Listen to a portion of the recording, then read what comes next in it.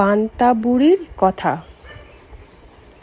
এক যে ছিল পান্তা বুড়ি, সে পান্তা ভাত খেতে বড্ড ভালোবাসত।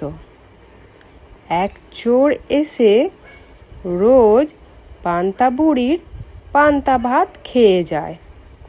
তাই বুড়ি লাঠি ভর দিয়ে রাজার কাছে নালিশ করতে চলল। পান্তা বুড়ি পুকুর ধার দিয়ে যাচ্ছিল। একটা শিঙি মাছ তাকে দেখতে পেয়ে বললে, পান্তা বুড়ি, কোথায় যাচ্ছ? পান্তা বুড়ি বললে, চোরে আমার পান্তা ভাত খেয়ে যায়, তাই রাজার কাছে নালিশ করতে যাচ্ছি।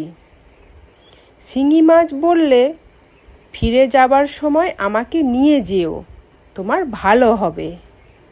পান্তা বুড়ি বললে, আচ্ছা। পান্তা বুড়ি চলেছে।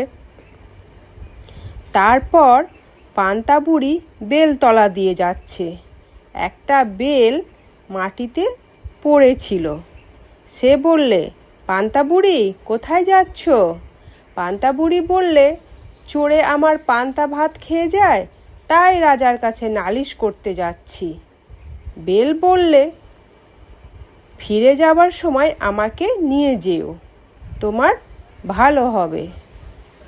পান্তা বুড়ি বললে, আচ্ছা।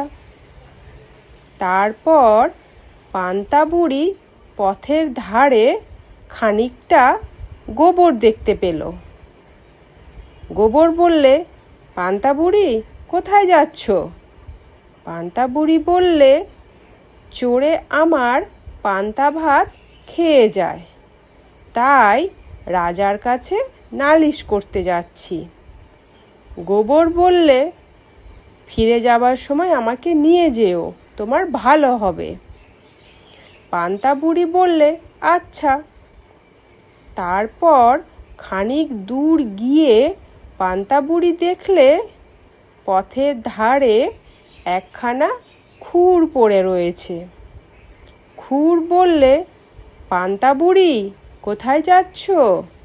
পান্তা বুড়ি বললে, চোরে আমার পান্তা ভাত খেয়ে যায়, তাই রাজার কাছে নালিশ করতে যাচ্ছি। খুর বললে, ফিরে যাবার সময় আমাকে সঙ্গে নিও, তোমার ভালো হবে। পান্তা বুড়ি বললে, আচ্ছা। তারপর পান্তা বুড়ি রাজার বাড়ি গিয়ে দেখলে রাজামশাই বাড়ি নেই। কাজেই সে আর নালিশ করতে পেল না।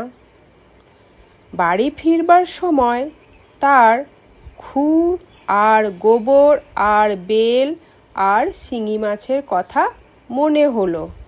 সে তাদের সকলকে তার থলেই করে নিয়ে এলো।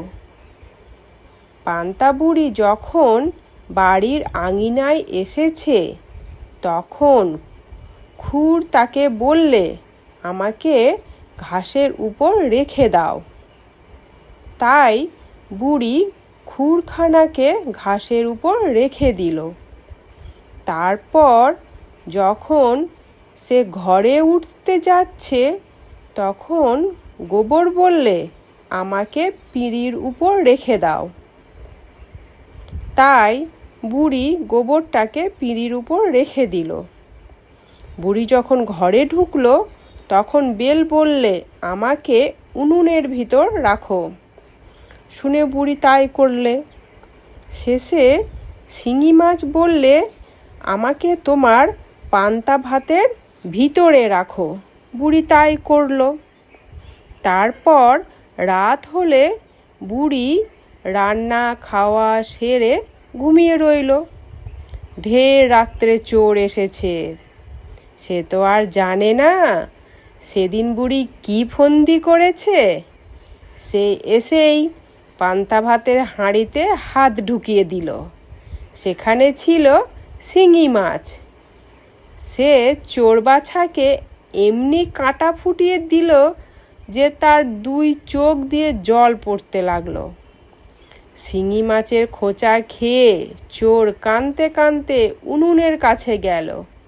তার ভিতরে ছিল বেল চোর যেই আঙুলে তাত দেবার জন্য উনুনে হাত ঢুকিয়েছে, অমনি পটাশ করে বেল ফেটে তার চোখে মুখে ভয়ানক লাগলো।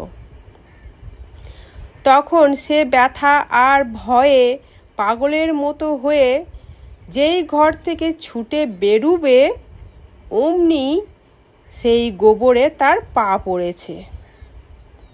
তাতে সে পা হড়কে ধপাস করে সেই গোবরের উপরেই পড়ল।